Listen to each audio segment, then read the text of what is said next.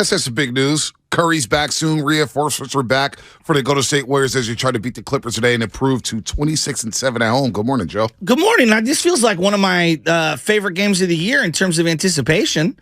Really? Yeah. This feels like a legitimate test for them right now. They're on a little win streak. They're going against the Clips. Like, let's go. Yeah, no Andrew Wiggins. He's going to miss another game due to personal issues. Draymond Green looks like he's going to be in the lineup for the second straight night as he battles I guess it was a hand injury that he announced, a left hand injury, not the wrist, also the right knee contusion. Jordan Poole, he's probable. He's on the injury report as he left the game the other day. He's been banged up a lot, especially over the last week. Calf, knee. He's always got something on his wrist, a little warmer on his wrist. So hopefully Jordan Poole is in that lineup as the Clippers are 0-3.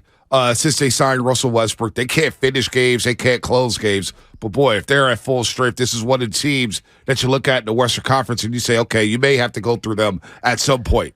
Joey asked me a question in the, what do you call it, the Joe's over? Cross Jover. The Cross Joe Jover. Shaskian. The Cross Jover. Just he asked me a question as we were coming in, and basically he said, hey, if the Clippers don't win it all, is this like one of the biggest... This is one of the biggest blunders and whiffs in terms of team assembly, because this was a team when they first paired up. I remember where I was working it, and I'm like, oh my God, this team could. This is a legitimate threat to win multiple championships. At least you think they would be. I think of the Lakers with Karl Malone and Gary Payton, the Lakers with Dwight Howard and Steve Nash. Yeah. You had other teams that have tried to build big threes. The Brooklyn Nets when they traded for Kevin Garnett and Paul Pierce, and they tried to assemble a big three down in Brooklyn with Deron Williams, and they didn't go anywhere. Would it be a bigger failure than this? Yeah. I mean, so when they signed Kawhi Leonard and Paul George, we thought the Clippers would be favorites. Yeah. And then going into the bubble, we thought they'd be favorites. And they blow a 3-1 lead, of course, against the Denver Nuggets in the bubble. To me, it's just...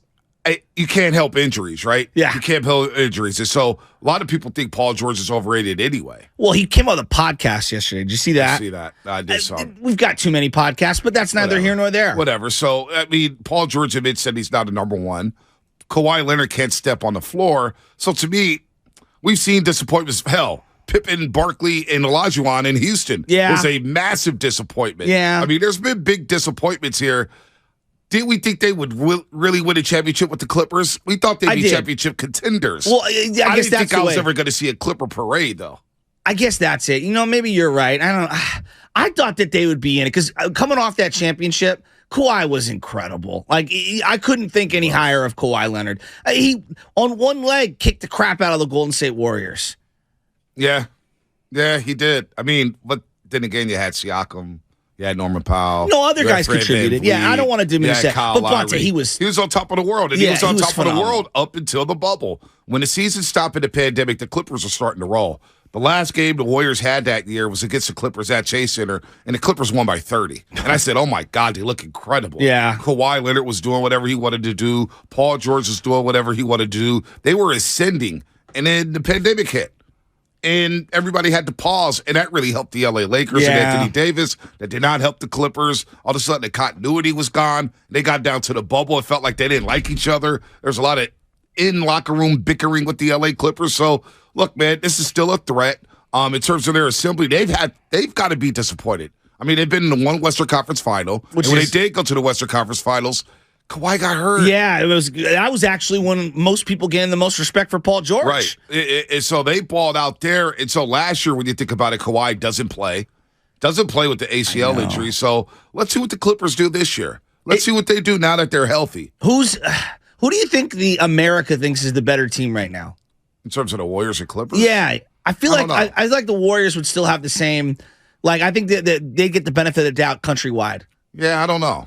I don't know about that. I haven't watched the shows, ever watched First Take. I don't know what the nation thinks of the Golden State Warriors. Well, because the Clippers feel like an enigma to me. Like, it's impossible for anyone to try to say what they are or aren't because we just haven't seen them as a whole unit playing in the playoffs. I got to say this, though. When you think about Tim Legler saying what he's saying, you've got other experts out there saying what they're saying that if the Warriors still make the playoffs, and Legler used this last week, they're still a dangerous, dangerous team. So if you get into the playoffs, we've seen the Warriors do it. Yeah. So that's why I think maybe if Which is I fair. had to guess and assume how America feels about the Warriors or Clippers, I think they give the nod to the Warriors if they made the playoffs because they don't know about the whereabouts of Kawhi Leonard when it's coming down to crunch time. You don't know what you're going to No. get from Russell Westbrook. No. You don't know what you're going to get from Terrence Mann. You don't know what you're going to get from one of the Morris twins. You just don't know about the LA Clippers. Yeah, no, you don't. That's for sure. But I do feel like this is a measuring tape game for the Warriors. This feels like a big one. Even if they don't win, like I want to see them compete and play really hard tonight. It sounds, play good and compete. No, seriously, though, this is an opportunity for them to kind of stack up against one of the teams that you would think they would have to go through in the playoffs. You know, when it comes to the national perspective, and it's something I've done the last 3 years, is I've kind of faded back. I don't care what the nation thinks about the Bay Area teams because I know they don't watch the Bay Area teams. I meant more how they're viewing Right. the Clippers. Yeah, I mean, I don't even know because everybody talks about the Lakers nationally. Yeah, that's true. You know what I'm saying? So I wouldn't know what Stephen A. Smith thinks about the Clippers. I don't watch Stephen A. Smith. I don't know what Colin Cowherd thinks of the Clippers. I don't watch Colin Cowherd. I don't know what Rick Bucher thinks of the Clippers. I like Rick Bucher as a friend. I didn't even but mean you know the, what I'm saying? But just for the the talking perspective. heads. I meant yeah. more just like fans that fans, are watching yeah, the game. Like, what do we think of the Clippers and Kawhi? Because to me, they feel like a lava lamp. I don't know what they are. I wouldn't know what the nation or the national fan base. 888-957-9570. I know how people feel about the Warriors, and I'm locked in on the Golden State Warriors. Now, I'll watch the Clippers, and we saw the Clippers before the All-Star break when they won 134 to 124, and they looked good, but the Warriors were competing, right? They were up one late in that third quarter, and then Steve Kerr yanked Klay Thompson. He yanked Draymond Green. He yanked Jordan Poole, and the Clippers go on a 22-4 run. So nationally, in terms of fans, I mean, fans are going to be fans, right? They're always going to be critical of their team. They're going to be critical of Ty Lue for late game execution. I'm sure Clipper fans are a little critical of Ty Lue for starting Russell Westbrook. But in terms of how the fan base or fans in the NBA feel about the LA Clippers, I think we all feel that they're stacked. And if they're healthy, they're going to be a threat. That would be my guess. Yes. That's how I look at them. Well, that's how I look at them. That's why I like tonight's game. It just feels like a big one. Just in the sense, like the last couple of games has been teams that most people would say, yeah, Houston, yeah. Trailblazers, yeah. This one feels like a measuring tape game. I don't know. I'm really excited for this one. Yeah, Unusually. It should be good. I mean, the good news is Steph Curry's nearing a return. Yeah, it does That, feel to like me- on the road trip he's going to show up. Yeah, that to me, it seems like maybe next week he gets OKC on Tuesday. He comes back and gets OKC, and then of course they play the Grizzlies next Thursday. So that should be funny. I'm looking at this rundown here. On his day, March 2nd, 2022, Sam Lubman took over as producer of the Morning Roast, propelling the careers of Bonte Hill and Joe Shasky to new heights they never could have imagined, and finally adding that extra dynamic the show it desperately needed. Sam, in honor of yesterday, respectfully, don't do that. Kind of like that. No, I love has that. taken off. Shout out John Curley. I love that. Shout out John Curley for passing the torch. Propelling the careers of Bonte Hill and Joe Shasky. 888-957-9570. I guess it's, for you, it's a measuring stick, so we'll ask this question.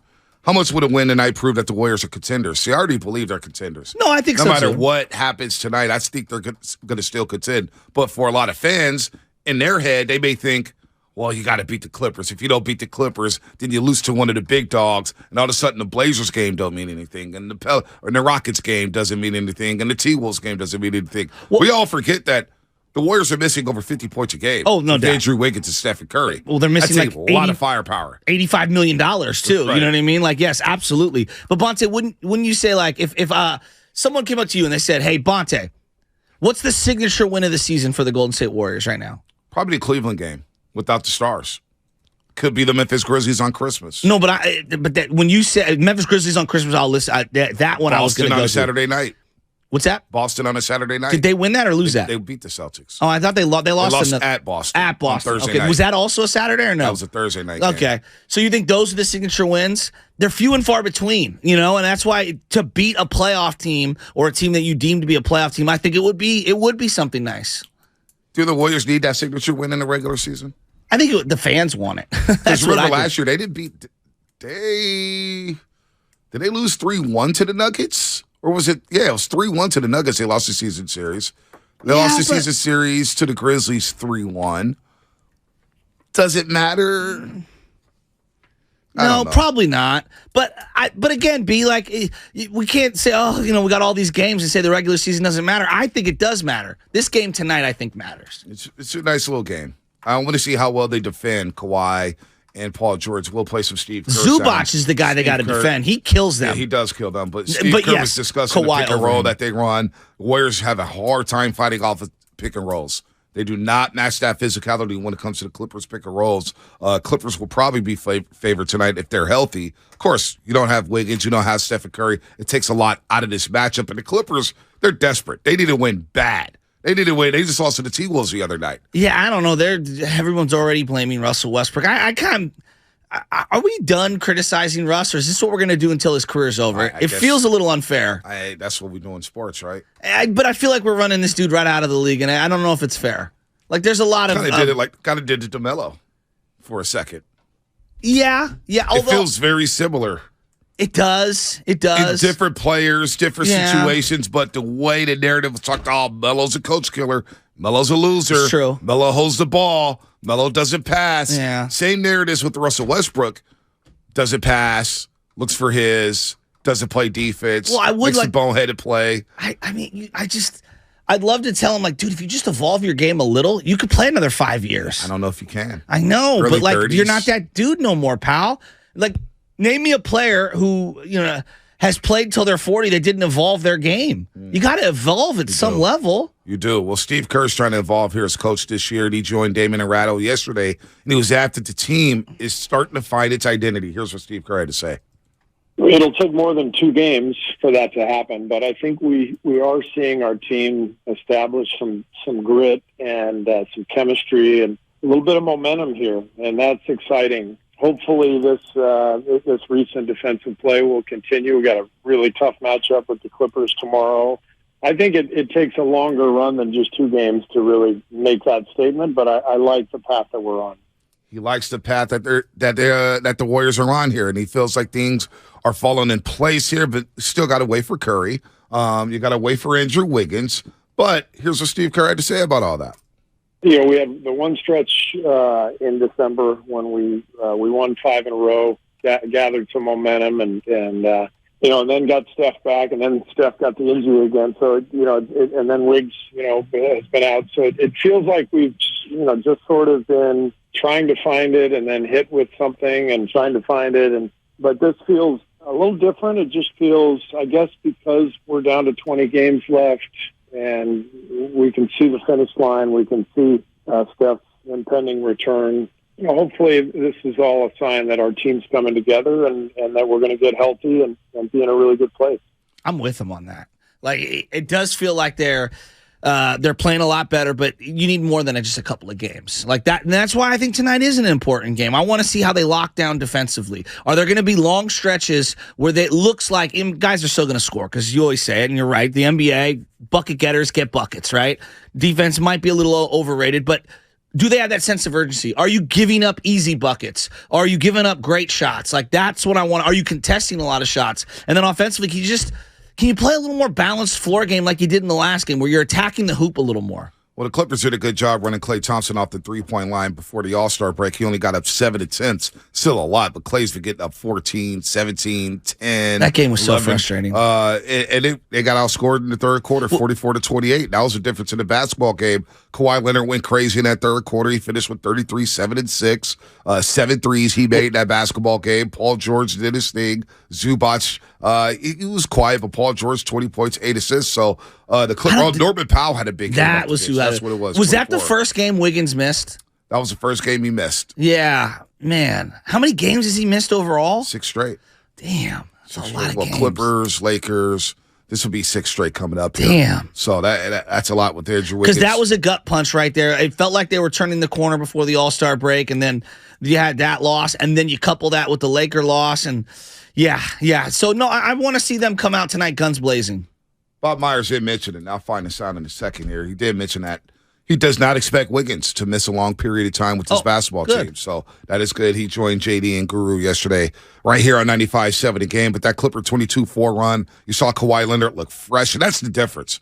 Where's Kawhi at? How could anyone know the answer to that? Kawhi, I mean, he looks starting to look like he's getting back. But isn't he an enigma? He is. I mean, he's 31 years old. He hasn't played much of the last year, obviously, with the torn ACL. But this year, he's averaging over 23 points per game. The field goal percentage is the third highest of his career at 50.6% from the floor. He's never really shot the three ball better outside of 2015-16 with San Antonio when he shot 44% from the three-point line. This year, he's shooting 41% from three. So Kawhi's back, folks. Kawhi's back. Now, I do want to see how he moves defensively. So and obviously, Jordan Poole and Klay Thompson will be on their scouting report as number 1 and number 2. So will Kawhi check Klay or Poole? And will Paul George check Poole or Klay?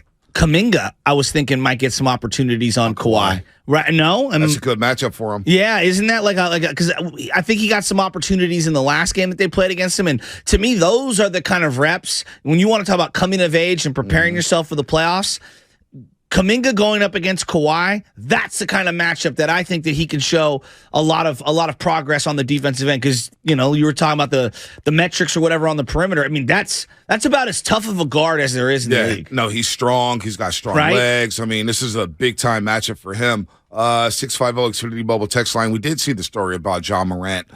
John Morant, not good right now. Not good right now. You want to be a gangster, man. You're going to ruin your career. I don't think he can be the face of the league. If we're just being taking a step back, as much as they want to push him, and I know the kids love him, but dude, you can't be doing this kind of stuff. Well, probably can't be the face of the league right now. No, that's what I mean. Like right now. Yeah, right now, he's got to take a lap here. I mean, but he was in every montage, whether it was TNT, ABC, whatever. When they do those montages going in and out of the break, just generalized NBA montages, highlight packages. I mean, he's front and center.